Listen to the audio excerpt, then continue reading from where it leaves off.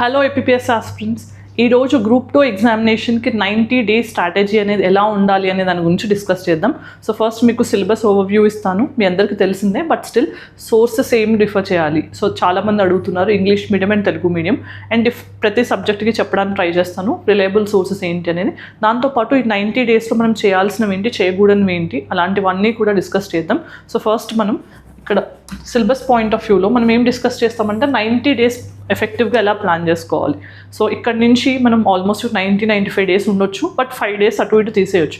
మధ్యలో new years కానీ ఇవన్నీ వస్తాయి, పొంగల్ హాలిడేస్ ఇవన్నీ వస్తాయి కాబట్టి అలాంటివి తీసేసినా కానీ ఎఫెక్టివ్గా 90 డేస్ అనేది మనం ప్లాన్ చేసుకుంటే ఖచ్చితంగా జాబ్ వచ్చేటట్టు మనం రిజల్ట్ అనేది ఎక్స్పెక్ట్ చేయొచ్చు. సో ఫస్ట్ ఇక్కడ 90 డేస్ అనేది on average 6 to 8 hours in a day spend చేసినా కూడా ఇది చాలా చాలా ప్రాక్టికల్లీ వర్కౌట్ అయ్యే స్ట్రాటజీ. దెన్ అసలు సోర్సెస్ టు రిఫర్ ఏంటి, ప్రతి సబ్జెక్ట్కి ఏంటి అనేది ఒక క్వశ్చన్ మార్క్ ఉంది. సో మార్కెట్లో తెలుగు మీడియం ఉన్నాయని, ఇంగ్లీష్ మీడియం లేవని, ఇట్లా డిఫరెంట్ స్టాండర్డ్స్ అనేవి ఉన్నాయి. సో వాటి గురించి కూడా డిస్కస్ చేద్దాం. సో ఫస్ట్ మనం సిలబస్ పాయింట్ ఆఫ్ వ్యూలో చూస్తే మనకి మొత్తం గ్రూప్ 2కి సంబంధించిన మెయిన్స్ పేపర్స్ అనేవి రెండుగా డివైడ్ అయ్యింది. ఒకటి పేపర్ 1లో 150 మార్క్స్తో 2 సెక్షన్స్, మన పేపర్ 2లో కూడా 2 సెక్షన్స్ని డివైడ్ చేశారు. సో ఫస్ట్ చూస్తే social and cultural history of Andhra Pradesh. So ఇక్కడ మనకి ఏంటి, ఆంధ్రప్రదేశ్ యొక్క సోషల్ అండ్ కల్చరల్ హిస్టరీ అనేది మెన్షన్ చేశారు, రైట్. సో దీంట్లో మనం చూస్తే ఇది 75 మార్క్స్కి ఇవ్వడం జరిగింది. అండ్ దీంట్లోనే section below Indian polity and constitution అనేది 75 మార్క్స్కి ఇవ్వడం జరిగింది. సో ఫస్ట్ అసలు socio cultural history of Andhra Pradesh ఏంటనే చూద్దాం.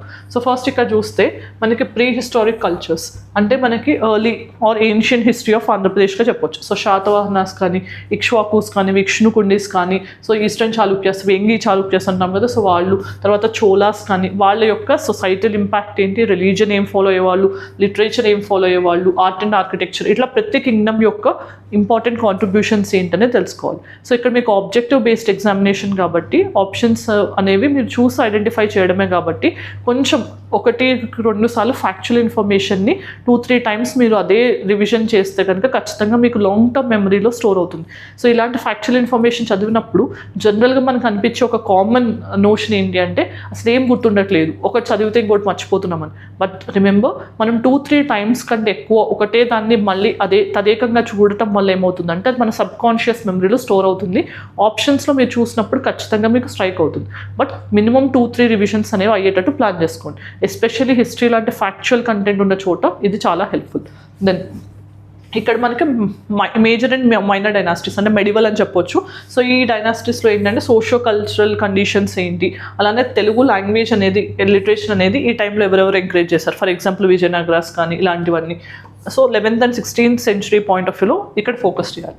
Then third, advent of Europeans. So మనకి యూరోపియన్స్ ఇంపాక్ట్ అనేది 1857 రివోల్ట్ తర్వాత సోషియో కల్చరల్ అవేక్నింగ్ కానీ, సోషలిస్ట్ మూవ్మెంట్, ఇండియన్ ఇంపాక్ట్ అనేది, ఇండియన్ నేషనల్ మూవ్మెంట్ ఇంపాక్ట్ అనేది ఆంధ్ర రీజన్లో ఎలా ఉంది. సో ఇలాంటివన్నీ కూడా థర్డ్ సెక్షన్లో కవర్ అవుతున్నాయి. అండ్ ఫోర్త్ సెక్షన్లో చూస్తే ఆంధ్ర మూవ్మెంట్ అనేది, సో మనకు తెలిసిందే. సో యునైటెడ్ ఆంధ్రప్రదేశ్ అనేది ఫామ్ అయిన తర్వాత ఆంధ్ర మూవ్మెంట్ అనేది ఎలా స్టార్ట్ అయింది, 1953 తర్వాత లైబ్రరీ మూవ్మెంట్స్. ఓకే, సో మనకి కొర్రాజు లక్ష్మణ్ అనే ఆయన కూడా ఉన్నారు, సో ఆయన గురించి కానీ ఇలాంటివన్నీ కూడా ఇక్కడ డిస్కస్ చేయాల్సి ఉంటుంది.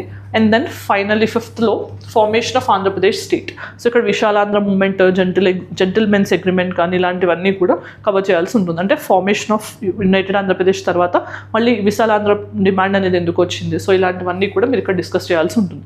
సో కల్చరల్ ఈవెంట్స్ అనేవి కూడా ఇచ్చారు, రైట్. సో ఇక్కడ 5th యూనిట్ వరకు చూస్తే కనుక మనకి ఏన్షియంట్ హిస్టరీ ఆఫ్ ఆంధ్రప్రదేశ్ నుంచి ప్రెసెంట్ డే 2014 అంటే మనకి ఏపీ బైఫర్కేషన్ అయినప్పటి వరకు కూడా 5 యూనిట్స్లో కవర్ అయింది టైమ్ లైన్ ప్రకారం చూస్తే. సో హిస్టరీలో మోస్ట్ ఛాలెంజింగ్ థింగ్ ఏంటంటే factual information. So first factual information వెనక్కి మనం రన్ చేసే బదులు మనం చేయాల్సింది ఏంటంటే టైమ్ లైన్ని గుర్తుపెట్టుకోవాలి. సో ఎవరి తర్వాత ఎవరు, ఏ కింగ్డమ్ తర్వాత ఎవరు, ఇలాంటివన్నీ గుర్తుపెట్టుకుని సో ప్రతి దాంట్లో కూడా ఫస్ట్ మైక్రోస్కోపిక్ లెవెల్లో, మైక్రోస్కోపిక్ లెవెల్కి వెళ్ళకుండా మైక్రోస్కోపిక్ లెవెల్లో సో శాతవాహనాస్లో ఇంపార్టెంట్ కింగ్స్ ఎవరు, ఇంపార్టెంట్ కాంట్రిబ్యూషన్స్ ఇన్ లిటరేచర్ ఏంటి, ఆర్ట్ అండ్ ఆర్కిటెక్చర్ ఏంటి, సోషియో కల్చరల్ ఈవెంట్స్ ఏంటి, వాళ్ళు ఏ రిలీజన్ని ఫాలో అయ్యారు, ఇలా మైక్రోస్కోపిక్ లెవెల్లో మీరు ఫస్ట్ అన్ని ఫైండ్ అవుట్ చేయడం స్టార్ట్ చేస్తే ఆ తర్వాత మీరు స్లోగా మైక్రోస్కోపిక్ వెళ్ళినా మీకు ఏం పెద్ద ప్రాబ్లం అనిపించదు. ఆల్రెడీ 80% ఆఫ్ ద ఇన్ఫర్మేషన్ మీ దగ్గర ఉంటుంది, ఆ 20% అనేది మీకు ఛాలెంజింగ్ అనిపించదు. అలా కాకుండా ఫస్ట్ నుంచి ప్రతిదీ మైక్రోస్కోపిక్గా అనిపిస్తే మీకు సిలబస్ పెద్దగా కవర్ అవ్వదు. చూస్తేనేమో సముద్రం లాగా సిలబస్ ఉంటుంది, మన ప్రిపరేషన్ లెవెల్స్ మీద మనకే డౌట్ వస్తుంది. అలా అవ్వకుండా ఉండాలి అని అంటే first build a narrow view, అంటే మనకి మైక్రోస్కోపిక్ వ్యూని బిల్డ్ చేసుకుంటే మనకి ప్రాసెస్ అనేది ఈజీ అవుతుంది. సో దీనికి సోర్సెస్ విషయానికి వస్తే పి రఘునాథ్ రావు. ఓకే, సో పి రఘునాథ్ రావు అనేది ఇంగ్లీష్ మీడియం వాళ్ళకి యూస్ఫుల్గా ఉంటుంది. ఓకే, సో పి రఘునాథ్ రావు రిఫర్ చేయొచ్చు ఇంగ్లీష్ మీడియం వాళ్ళు. అలానే మనకి ఇంకొకటి తెలుగు మీడియం వాళ్ళకైతే కనుక జోగినాయుడు. సో జోగినాయుడు అనేది కూడా తెలుగు మీడియం వాళ్ళకి మంచి బుక్. సో ఇవి 2 సోర్సెస్ అనేది మీరు ప్రిఫర్ చేయొచ్చు. ఇలా కాకుండా మనకి BA హిస్టరీ బుక్స్ కూడా దొరుకుతున్నాయి. సో వాటికి సంబంధించిన ఇన్ఫర్మేషన్ కూడా బాగానే ఉంటుంది, మీరు అది కూడా రిలే అవ్వచ్చు. Then next Indian constitution. So paper 1లో section B Indian constitution polity విషయానికి వస్తే ఇక్కడ నేచర్ ఆఫ్ ఇండియన్ కాన్స్టిట్యూషన్ అన్నారు. సో సేలియన్ ఫీచర్స్ కానీ preamble, fundamental rights, so directive principles and their relationships, fundamental duties amendment, basic structure. So ఇవన్నీ main topics. So వీటిలో కూడా చూస్తే మనం ఇక్కడి నుంచి సిలబస్లో ఇచ్చారు కదా అని ఇక్కడ వరకు అదే ఆర్డర్లో చదవాల్సిన అవసరం లేదు. సో ఇక్కడే కొంచెం మీరు ప్రయారిటైజేషన్ అనేది చేయాలి. సో ప్రయారిటైజేషన్ అంటే ఏంటి, ప్రతి యూనిట్లో okay so most important topic ఏంటి, ఇక్కడ చూస్తే కనుక ఫస్ట్ అన్నిట్లోనూ మోస్ట్ ఇంపార్టెంట్ టాపిక్ ఏంటి అంటే fundamental rights. So first fundamental rights నుంచి క్వశ్చన్ లేకుండా ఏ పేపర్ సెట్ అవ్వదు, ఏ ఎగ్జామినేషన్ పేపర్ అయినా. సో ఫస్ట్ ఫండమెంటల్ రైట్స్ గురించి మంచి ఐడియా తెచ్చుకుంటే వచ్చే ఒక క్వశ్చన్ అయినా ఖచ్చితంగా వస్తుంది కదా మీకు, అది ఫస్ట్. తర్వాత డైరెక్టివ్ ప్రిన్సిపల్స్. ఇలా మీరు కొంచెం ప్రయారిటైజేషన్ అనేది ఒక యూనిట్లో కూడా ఏవైతే హై ఈల్డింగ్ ఏరియాస్ ఉంటాయో ఆర్ మోస్ట్ ఎక్స్పెక్టెడ్ ఏరియాస్ ఉంటాయో వాటిని ఐడెంటిఫై చేసి ఫస్ట్ వాటిని ట్రై చేయండి కంప్లీట్ చేయడానికి. అలా చేయడం వల్ల మీకు కాస్ట్ టు బెనిఫిట్ రేషియో అనేది ఎక్కువ ఉంటుంది. Then structure and functions of Indian government. So legislative అనగానే మనకి పార్లమెంట్ అనేది చాలా చాలా ఇంపార్టెంట్ టాపిక్. సో పార్లమెంట్ గురించి డిఫరెంట్ టైప్స్ ఆఫ్ మోషన్స్, ఎప్పుడైనా కూడా మీరు పార్లమెంట్ చదువుతున్నప్పుడు స్టేట్ లెజిస్లేచర్ని కంపేర్ చేయండి. సో ఈ మెకానిజం పార్లమెంట్లో ఉంటే స్టేట్ లెజిస్లేచర్లో కూడా సేమ్ ఉందా లేదా, లేకపోతే ఏదైనా డిఫరెన్స్ ఉందా, సో ఇలాంటి వాటిని అబ్జర్వ్ చేయడం. అలానే ఎగ్జిక్యూటివ్ చదివేటప్పుడు కూడా అంతే, president, governor, chief minister, prime minister, ఇలాంటి కంపారిజన్స్. తర్వాత జ్యుడిషియరీ, సో హైకోర్టు, సుప్రీంకోర్టు, ఇలాంటి కంపారిజన్స్ అనేవి మీకు ఈజీ అవుతాయి. అలానే మనకి పార్లమెంటరీ సిస్టమ్ కానీ, judicial review, judicial activism, so వీటికి సంబంధించిన కేసెస్ కూడా రీసెంట్ టైమ్స్లో అవి కూడా అడగవచ్చు. సో మీరు వీటికి రిఫరెన్స్ పేపర్స్గా లాస్ట్ ఇయర్ ఏపీఎస్సి మనకి జరిగింది కదా, so last APSC prelims paper ఏదైతే ఉందో అది చాలా బాగుంది, కాన్సెప్చువల్గా పాలిటీ బేస్డ్ క్వశ్చన్స్ బాగున్నాయి. సో అలాంటి క్వశ్చన్స్ చూడటం కానీ, రీసెంట్ టైమ్స్లో ఇప్పుడు టీజీపీఎస్సీ గ్రూప్ 3 ఎగ్జామినేషన్ జరిగింది కదా, సో దానికి సంబంధించిన పాలిటీ క్వశ్చన్స్ని చూడటం కానీ, గ్రూప్ 2 జరుగుతుంది మీకు తెలంగాణలో కూడా December 15th and 16th, so దాని నుంచి పాలిటీ రిలేటెడ్ క్వశ్చన్స్ అనేవి సాల్వ్ చేయడం. అలా మీరు జిఎస్ ఎక్కడ జరిగిన పేపర్, ఆ పేపర్స్లోంచి ఇండియన్ పాలిటీ కానీ, science and technology, environment point of view కానీ, Indian economy point of view కానీ, వీటిని కవర్ చేయడం వల్ల ఏంటంటే ఎగ్జామినర్స్ వేటి మీద ఫోకస్ చేస్తున్నారు అనేది మీకు ముందుగానే క్లూ అనేది దొరుకుతుంది అనమాట. సో దాన్ని బట్టి మీ ప్రిపరేషన్ అనేది ఒక ఈ ఆస్పెక్ట్స్ని కూడా కవర్ చేయాలి అని మీరు ఫస్ట్గానే ఐడెంటిఫై చేసుకుని మీ ప్రిపరేషన్లో వాటిని ఇన్కల్కేట్ చేసుకోవచ్చు. Then next distribution of legislative and executive parts between the union and states. So centre state relations అనేవి ఎలా ఉంటున్నాయి, ఇక్కడ కాన్స్టిట్యూషనల్ బాడీస్ గురించి కూడా ఉంది. సో కాన్స్టిట్యూషనల్ బాడీస్ అనేవి రోజుకు ఒక 2 పెట్టుకుని మనకి డిఫరెన్సెస్ ఎక్కడ ఉంది ఒక టాబ్లర్ ఫార్మాట్లో మీరు రెడీ చేసుకుంటే, సో వాళ్ళ రిమూవల్ ఎక్కడ డిఫరెన్స్ ఉంటుంది, వాళ్ళ సాలరీస్ ఎక్కడ సేమ్ ఉన్నాయి, ఏ బాడీస్కి ఎలా ఉంటుంది, ఇవన్నీ కూడా మీరు ఈజీగా గుర్తుపెట్టుకోవచ్చు. సో తర్వాత సెంటర్ స్టేట్ రిలేషన్స్. సో మనకి ఇక్కడ చూస్తే సెంటర్ స్టేట్ రిలేషన్స్ యొక్క ఫస్ట్ ఆస్పెక్ట్ అంతా లెజిస్లేటివ్ అండ్ ఎగ్జిక్యూటివ్ ఆస్పెక్ట్స్ అన్ని ఫస్ట్ యూనిట్లో ఇచ్చారు. అండ్ సెకండ్ ఆస్పెక్ట్స్లో మనకి ఓన్లీ సెంటర్ స్టేట్ రిలేషన్స్ యొక్క రీఫార్మ్స్ ఎవరైతే సర్కారియా కమిషన్, పూంచి కమిషన్, వీళ్ళ రికమెండేషన్స్తో పాటు మనకి పొలిటికల్ పార్టీస్ ఏంటి, పార్టీ సిస్టమ్ ఏంటి. సో మనకి రీసెంట్ టైమ్స్లో చూస్తే పొలిటికల్ పార్టీస్కి సంబంధించిన రికగ్నిషన్ కానీ, డీరిజిస్ట్రేషన్ కానీ, ఇలాంటివన్నీ కూడా డిఫరెంట్ రీజన్స్ వల్ల న్యూస్లో ఉన్నాయి. సో సింబల్ ఎవరు ఎలకేట్ చేస్తారు, దానికి ఎవరికి పవర్స్ ఉన్నాయి, ఇలాంటివన్నీ కూడా సో మీరు ఇక్కడ ఫోకస్ చేయాల్సి ఉంటుంది. సో నేషనల్ పార్టీకి, స్టేట్ పార్టీకి ఉన్న క్రైటీరియా డిఫరెన్సెస్ ఏంటి. అలానే యాంటీ డిఫెక్షన్ లా, సో చాలా చాలా ఇంపార్టెంట్. యాంటీ డిఫెక్షన్ లాకి సంబంధించిన మేజర్ కేసెస్, మేజర్ ప్రొవిజన్స్ ఏంటి, ఎవరికి వర్తిస్తుంది, ఎవరికి వర్తించదు, ఇలాంటివన్నీ కూడా మీరు కవర్ చేయాల్సి ఉంటుంది, right. Then so 10th topic ఏంటి, సెంట్రలైజేషన్ వర్సెస్ డీసెంట్రలైజేషన్. సో మనకి మేజర్గా ఇక్కడ 73rd and 74th constitutional amendments గురించి మెన్షన్ చేయడం జరిగింది. సో వీటిల్లో పంచాయత్ రాజ్ సిస్టమ్ అనేది చాలా చాలా ఇంపార్టెంట్. సో మనకి దాంతోపాటు అసలు పంచాయత్స్కి ఎలాంటి పవర్స్ ఉంటాయి, గ్రామ సభకు ఉన్న పవర్స్ ఏంటి, ఇవన్నీ తెలుసుకుంటూనే 74th కాన్స్టిట్యూషనల్ అమెండ్మెంట్లో మనకి ఎన్ని టైప్స్ ఆఫ్ మున్సిపాలిటీస్ ఉన్నాయి, వాటి యొక్క గవర్నెన్స్ ఎవరి దగ్గర ఉంటుంది, ఇలాంటివన్నీ కూడా తెలుసుకోవడానికి ట్రై చేయండి. దెన్ మరి దీని విషయానికి వస్తే సోర్సెస్ పాయింట్ ఆఫ్ వ్యూలో English medium and Telugu medium మీరు లక్ష్మీకాంత్ బుక్ అనేది సరిపోతుంది. దాంతోపాటు మీరు కొంచెం కరెంట్ ఓరియంటేషన్తో ఈ టాపిక్స్ చదవడం బెటర్. సో ఏవైతే మనకి రీసెంట్ టైమ్స్లో న్యూస్లో ఉన్నాయో, ఫర్ ఎగ్జాంపుల్ ఇక్కడ 74th కాన్స్టిట్యూషనల్ అమెండ్మెంట్ చదివేటప్పుడు రీసెంట్గా కాగ్ రిపోర్ట్ అనేది అర్బన్ లోకల్ బాడీస్కి సంబంధించి కొన్ని అంటే మనకి వీక్ ఇంప్లిమెంటేషన్ ఏరియాస్ ఏంటి, లేకపోతే ఫైనాన్స్ అనేది చాలా ప్రాపర్గా లేదు, ఇలాంటివన్నీ హైలైట్ చేస్తూ ఒక రిపోర్ట్ ఇచ్చింది. అలాంటి వాటిని మీ ప్రిపరేషన్లోకి ఇంటిగ్రేట్ చేసుకోండి. కాగ్ రిపోర్ట్ ఏం హైలైట్ చేసింది, వీటి గురించి కూడా క్వశ్చన్ అడగవచ్చు.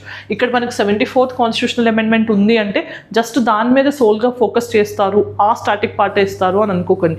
ఇండియన్ పాలిటీ అండ్ కాన్స్టిట్యూషన్ అనేది కంప్లీట్గా డైనమిక్ టాపిక్. సో స్టాటిక్ని డైనమిక్ని ఇంటిగ్రేట్ చేస్తూ క్వశ్చన్స్ అడిగే స్కోప్ చాలా ఎక్కువ ఉంటుంది. సో మీ న్యూస్ పేపర్స్లో గత 6 నెలల నుంచి ఏమైతే మనకి రీసెంట్ హ్యాపెనింగ్స్ ఉన్నాయో, major polity or constitutional aspects, వాటిని కూడా ఫోకస్ చేస్తూ చదవండి, right. So then next, so second paper విషయానికి వచ్చేసరికి మనకి ఇండియన్ అండ్ ఏపీ ఎకానమీ అనేది 75 మార్క్స్కి ఉంది సెక్షన్ ఏలో. Then science and technology and environment కలిపి 75 మార్క్స్కి ఉంది. సో ఫస్ట్ మనం Indian economy and AP economy చూస్తే కనుక structure and nature of Indian economy, economic planning and policy. So structure ఎలా ఉంది, మనకి నేషనల్ ఇన్కమ్ ఎలా కౌంట్ చేస్తాం, దాంతోపాటు ఎకనామిక్ ప్లానింగ్, 5-year ప్లాన్స్ ఏంటి, ఎన్ని గోల్స్ మనం రీచ్ అయ్యాము, సో ఏ పర్టికులర్ ప్లాన్లో ఎటువంటి పాలసీ అనేది మేజర్గా మనం అనౌన్స్ చేసాం, ఇలాంటివన్నీ ఇచ్చారు ఫస్ట్ చాప్టర్లో. సెకండ్ చాప్టర్లో చూస్తే money banking, public finance and foreign trade. So మనకి ఆర్బీఐ కానీ, మానిటరీ పాలసీ కానీ, బ్యాంకింగ్ రెగ్యులేషన్స్ కానీ, పబ్లిక్ ఫైనాన్స్ కానీ, ఇవన్నీ కూడా చాలా చాలా ఇంపార్టెంట్ టాపిక్స్. ఇవి చూసుకుంటూనే నెక్స్ట్ టాపిక్స్ ఏంటి, agriculture sector, industrial, service sector. So 3 sectors మనకి ప్రైమరీ, సెకండరీ, టెరిషరీ ఏవైతే ఉన్నాయో వాటి మీద ఫోకస్ చేస్తూ రీసెంట్ ట్రెండ్స్ ఏంటి, ఇలాంటివి అడిగే స్కోప్ ఇక్కడ ఉంటుంది. ఓకే, సో ఇక్కడ వరకు చూసిన వాటిలో కరెంట్ హ్యాపెనింగ్స్ అనేవి మనకి ఫస్ట్ దాంతో పోలిస్తే సెకండ్ దాంట్లో కొంచెం అడగవచ్చు, మానిటరీ పాలసీ కానీ, పబ్లిక్ ఫైనాన్స్ విషయంలో. అండ్ దెన్ థర్డ్ విషయంలో అడగవచ్చు, అంటే ఇండియన్ బడ్జెట్, అగ్రికల్చర్ సెక్టర్కి తీసుకునే ఇనిషియేటివ్స్ కానీ, ఇండస్ట్రియల్ సెక్టర్ తీసుకునే ఇనిషియేటివ్స్ కానీ, సెక్టోరల్ గ్రోత్ ఎలా ఉంది, అగ్రికల్చర్లో ఎలైడ్ సెక్టర్స్లో దేని కాంట్రిబ్యూషన్ ఎలా ఉంది, ఇలాంటివన్నీ కూడా అడిగే స్కోప్ ఉంది. సో ఇక్కడ కూడా మీరు budget and economic survey recent trends Indian ఎకానమీకి సంబంధించి ఫాలో అయితే better. Then next 4th, 5th units అనేమో మనకి ఏపీ ఎకానమీని కవర్ చేస్తున్నాయి. సో ఇక్కడ structure of AP economy and public finance అనేది ఇచ్చారు. సో దీనికి సంబంధించి మీరు స్టాటిక్ పార్ట్ని చదువుతూనే రీసెంట్ బడ్జెట్ అనేది కూడా చూస్తూ, then agriculture and allied sectors, same industrial and service sector of Andhra Pradesh. So దీనికి బడ్జెట్ ఎలొకేషన్స్ ఎలా ఉన్నాయి, అలానే మనకి రీసెంట్గా గవర్నమెంట్ అనేది వైట్ పేపర్స్ని ఇవ్వడం జరిగింది. ఓకే, సో డిఫరెంట్ వైట్ పేపర్స్ని ఇచ్చారు, వాటిని కూడా కవర్ చేయడానికి ట్రై చేయండి. సో సర్వే ఇప్పటివరకు రాలేదు కాబట్టి సర్వే వచ్చిన తర్వాత దాని గురించి ఎగ్జామినేషన్ లోపు వస్తే కనుక అది చదవడం ఉత్తమం, లేకపోతే కనుక వైట్ పేపర్స్ నుంచి కూడా కొన్ని క్వశ్చన్స్ ఎక్స్పెక్ట్ చేయొచ్చు. మరి ఎకానమీకి సంబంధించిన సోర్సెస్ ఏంటి అని చూస్తే కనుక మనకి AP economy English medium ISN Raju sir notes అవన్నీ అవైలబుల్గా ఉంది, అది బాగానే ఉంది. తెలుగు మీడియం కూడా మీకు ఐఎస్ఎన్ రాజు సార్ది అవైలబుల్గా ఉంది, అది కూడా మీరు చూడొచ్చు. అలానే చౌటీ సర్స్ది కూడా బాగుంది, అది కూడా చూడొచ్చు మీరు, right. Along with Indian budget, Indian economic survey, అలానే ఏపీ బడ్జెట్తో పాటు మనం వైట్ పేపర్స్ అనేది కూడా చూడాల్సిన అవసరం ఉంది. సో మనం ఇప్పుడు SNT section B of paper 2లో చూస్తే కనుక first one technology missions, policies and applications అని ఇచ్చారు. So first half of the చాప్టర్లో చూస్తే కొంచెం స్టాటిక్ టాపిక్స్ ఉన్నాయన్నమాట, అంటే national policy on science and innovation కానీ ఇలాంటివన్నీ, 2013 policy, 2020 policy, so recent features ఏంటి, కంపారిటివ్ టర్మ్స్ ఏంటి, వాటితో పాటు తర్వాత చూస్తే మనం national strategies and missions. And మనకి ఇక్కడ చూస్తే emerging technology frontiers. So emerging technology అనేది చాలా స్కోప్ ఉన్న వర్డ్. సో దీంట్లో మనం ఆర్టిఫిషియల్ ఇంటెలిజెన్స్ కానీ, మెషిన్ లెర్నింగ్ కానీ, రోబోటిక్స్ కానీ, 6G కానీ ఇలాంటివి ఏమైనా ఇంక్లూడ్ చేసే ఛాన్స్ ఉంటుంది. అలానే స్పేస్ టెక్నాలజీకి సంబంధించిన launch vehicles of India etcetera అని ఇచ్చారు. అంటే లేటెస్ట్ స్పేస్ రిలేటెడ్ డెవలప్మెంట్స్ ఏంటి అనేది టిల్ ఫిబ్రవరి మీరు ఫాలో అవుతూ ఉండాలి, రైట్. అంటే ఇక్కడ వరకు మనకు ఆల్మోస్ట్ ఒక స్టాటిక్ అనిపించిన ఇవన్నీ కూడా చాలా dynamic and current affairs oriented questions వచ్చే స్కోప్ ఉన్న ఏరియాస్.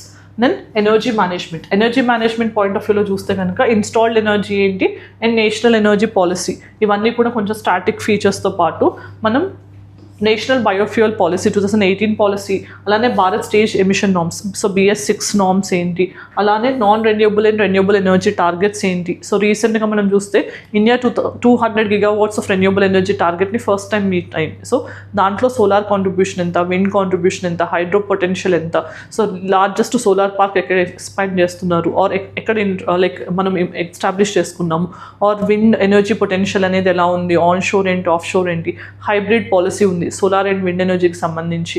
ఇలాంటి కొత్త కొత్త ఇనిషియేటివ్స్ అనేవి కూడా మీరు ఇక్కడ ఫోకస్ చేయాల్సి ఉంటుంది. దెన్ థర్డ్ చాప్టర్ విషయానికి వస్తే ఎకోసిస్టమ్ అండ్ బయోడైవర్సిటీ. సో ఇక్కడ స్టాటిక్ టాపిక్స్ ఉన్నట్టు అనిపిస్తుంది, కానీ ఇక్కడ కూడా కరెంట్ అఫైర్స్కి చాలా స్కోప్ ఉన్న టాపిక్స్. సో మనకు బయోడైవర్సిటీ అనే పాయింట్ ఆఫ్ వ్యూలో వాళ్ళు COP16 టు UNCBD గురించి కూడా అడగవచ్చు. సో ఇక్కడ మనకి బేసిక్స్ అనేవి మీరు రిఫర్ చేస్తూనే దాని నుంచి కరెంట్ అఫైర్స్ ఎలా అడిగే స్కోప్ ఉంటుంది అనేది కూడా ఫోకస్ చేయాల్సి ఉంటుంది. So conservation of biodiversity point of వ్యూలో మనకు డిఫరెంట్ స్పీసెస్ కన్జర్వేషన్ గురించి అడగవచ్చు, రైట్. సో మనం తీసుకుంటున్న ఇనిషియేటివ్స్ ఏంటి అనేది కూడా అడగవచ్చు. Then waste management and pollution control. So ఏ ఎగ్జామినేషన్ పాయింట్ ఆఫ్ వ్యూలో అయినా కానీ రీసెంట్ టైమ్స్ చూస్తే మనకి biodiversity, pollution, climate change, so ఇవి మూడు చాలా చాలా ఇంపార్టెంట్ ఏరియాస్ అవుతున్నాయి. సో దానికి సంబంధించిన వాటిల్లో waste management, especially solid waste management అనేది చాలా చాలా ఇంపార్టెంట్. ఆ ఛాలెంజ్ని మనం ఎలా ఓవర్కమ్ చేస్తున్నాము. దాంతోపాటు ఈ పొల్యూషన్ అనేది మేజర్ థ్రెట్గా ఉంది. సో మెరైన్ పొల్యూషన్ అవ్వచ్చు, ప్లాస్టిక్ పొల్యూషన్ అవ్వచ్చు, వాటర్ పొల్యూషన్ అవ్వచ్చు. సో వీటన్నిటికీ ప్రివెన్షన్ మెజర్స్ అనేవి ఏం తీసుకుంటున్నాం, కొత్త ఇనిషియేటివ్స్ ఏం తీసుకుంటున్నాం, న్యూ ఇనిషియేటివ్స్తో పాటు వరల్డ్ వైడ్ కనుక ఏదైనా రీసెంట్ టెక్నాలజీ బ్రేక్ ట్రూత్స్ ఉన్నా కానీ ఇలాంటివన్నీ కూడా మనం ఫోకస్ చేయాల్సి ఉంటుంది.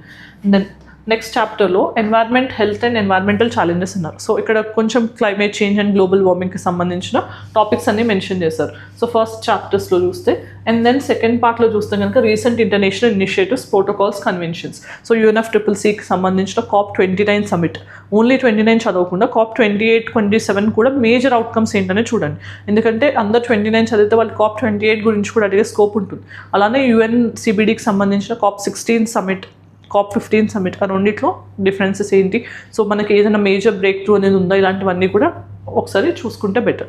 మరి SNT పాయింట్ ఆఫ్ వ్యూలో చూస్తే సోర్సెస్ ఏం రిఫర్ చేయాలి అని అంటే మనకి విన్నర్స్ పబ్లికేషన్స్ది English medium and Telugu medium ఉంది. అలానే RRR పబ్లికేషన్స్ది కూడా బుక్ అనేది అవైలబుల్గా ఉంది. సో ఇవి రెండు ఏదైనా ఒకటి ఫాలో అవుతూ దాంతోపాటు కరెంట్ అఫైర్స్ని కూడా ఫాలో అవ్వండి. మరి కరెంట్ అఫైర్స్ విషయానికి వచ్చేసరికి ఏకమ్-IAS అకాడమీ మీకు జూలై 2024 నుంచి దిక్సూచి,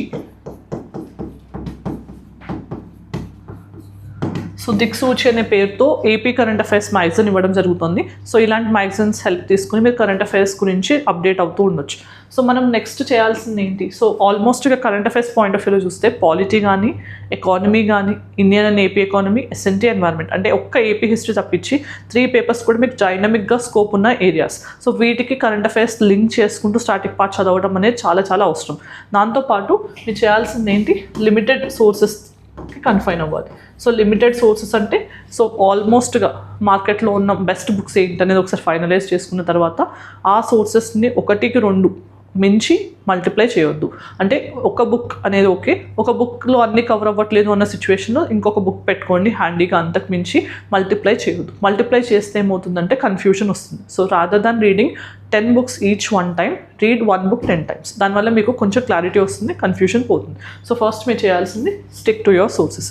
అలానే డైలీ ఒక 30 to 50 questions, minimum 30 questions, so at least 50 questions per day solve చేయడం నేర్చుకోండి. So every day before you start or at the end of the day. So అది లాస్ట్ ఇయర్ పేపర్స్ అవ్వచ్చు, లేకపోతే UPSC పాస్ట్ ప్రిలిమ్స్ పేపర్స్ అవ్వచ్చు, TGPSC Group 1 3 times జరిగింది ఆ papers అవ్వచ్చు, Group 2 జరగబోతోంది దాని పేపర్స్ అవ్వచ్చు, Group 3 పేపర్ జరిగింది అదైనా, APPSC Group 1 prelims main paper అయినా కానీ, Group 2 మీరు ప్రిలిమ్స్ పేపర్ అయినా కానీ ఒకసారి చూస్తూ ఉంటే మీకు ఏంటంటే ఎగ్జామినర్స్ ఏ ఏరియాస్ మీద ఫోకస్ చేస్తున్నారు, ఎక్కడి నుంచి క్వశ్చన్స్ ఫ్రేమ్ చేసే ఛాన్స్, స్కోప్ ఉన్నాయి అనేది మీకు మీరే ఐడెంటిఫై చేసే ఛాన్స్ ఉంటుంది.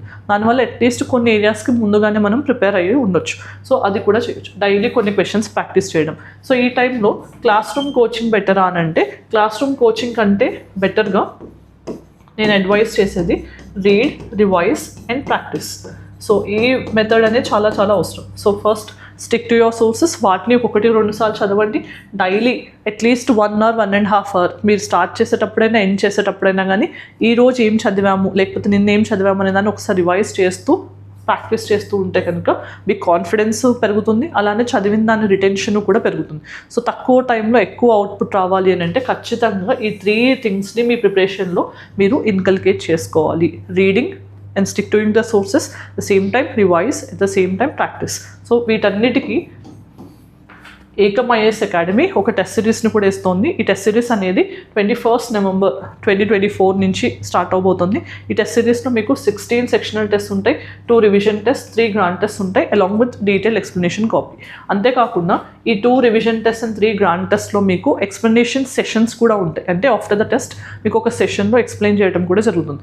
అలానే మీకు last 8 months AP related current affairs ఇస్తారు. అంతేకాకుండా సైన్స్ అండ్ టెక్నాలజీ, ఎకానమీకి సంబంధించి, ఎన్వైర్న్మెంట్కి సంబంధించి ఇయర్లీ రౌండప్ అంటే 2024కి సంబంధించిన ఇయర్లీ రౌండప్స్ కూడా మీకు ఫ్రీ ఆఫ్ కాస్ట్ ఇవ్వడం జరుగుతుంది. సో వీటికి సంబంధించిన ఏదైనా ఫర్దర్ డీటెయిల్స్ కోసం రైట్ మీరు ఈ నెంబర్కి కాంటాక్ట్ చేసి తెలుసుకోవచ్చు. Right, so on the ending note, so all the best to all the APPS aspirants. So first thing మీకు ఉండాల్సింది సెల్ఫ్ కాన్ఫిడెన్స్. సో బయట ఎవరు ఏం చెప్పినా నమ్మకండి. ఈ టైంలో కొంచెం సోషల్ కాంటాక్ట్ తగ్గించండి. ఎంత అవసరమో అంతవరకు మెయింటైన్ చేస్తూ మీ ప్రిపరేషన్ని హోలిస్టిక్గా, అంటే ఒక సబ్జెక్ట్లో మనకి వీక్గా అనిపిస్తుంది అని అంటే దాని గురించే భయపడకుండా ఆ సబ్జెక్ట్లో basics and moderate level questions వస్తే మనం ఎలా ఆన్సర్ చేయాలి అనేది ఆలోచిస్తూ ఆ కంటెంట్ని డెవలప్ చేసుకుంటూ అదర్ 3 ఏరియాస్ ఏవైతే ఉంటాయో వాటిలో మీరు కొంచెం ఎక్సెప్షనల్లీ పర్ఫామ్ చేసేటట్టు మీరు ఉండాలన్నమాట. అంటే ఒక్క ఏరియా వీక్ ఉంది అని దాని గురించి ఆలోచిస్తూ రెస్ట్ ఆఫ్ ద 3 ఏరియాస్ మీద ఉండాల్సిన ఫోకస్ని కూడా మీరు పోగొట్టుకోకూడదు. అలా కాకుండా అన్ని ఏరియాస్ని యావరేజ్గా మెయింటైన్ చేయడం కానీ అలా చేస్తే మీకు ఖచ్చితంగా రిజల్ట్ అనేది ఫేవర్గా ఉంటుంది. So first believe in your self, start your preparation as soon as possible. So time చాలా ఉంది కదా, నేను ఆల్రెడీ చదివి ఉన్నాను, ఇంకొంచెం టైం తర్వాత స్టార్ట్ చేస్తాను అని అంటే there are so many persons who are already in the preparation for long. అంటే ఇయర్స్ నుంచి ప్రిపేర్ అవుతున్న వాళ్ళు ఉన్నారు. ఆల్రెడీ మొన్న మెయిన్స్ జరుగుతుంది అని ప్రిపేర్ అయ్యి పోస్ట్పోన్ అయ్యాక మళ్ళీ ఇంకొంచెం దాన్ని అడ్వాంటేజ్గా మార్చుకుని చదువుతున్న వాళ్ళు ఉన్నారు. సో అలాంటి వాళ్ళు మీకు ఎప్పుడైనా కాంపిటీషన్, కాబట్టి ఎప్పుడైనా కూడా నాకు నేనే కాంపిటీషన్, నేను నిన్నటికంటే ఈరోజు బెటర్గా ఉండాలి అనే యాటిట్యూడ్తో మీరు ముందుకు వెళ్ళాలి. I wish you all the very best. Thank you. So మీకు ఏదైనా ఫర్దర్ డౌట్స్ ఉన్నా ప్రిపరేషన్కి సంబంధించి ఎటువంటి సజెషన్స్ మీరు ఎక్స్పెక్ట్ చేస్తున్నా అవి కామెంట్ సెక్షన్లో చెప్పొచ్చు. I will definitely try to address all those things. Thank you for watching. All the very best.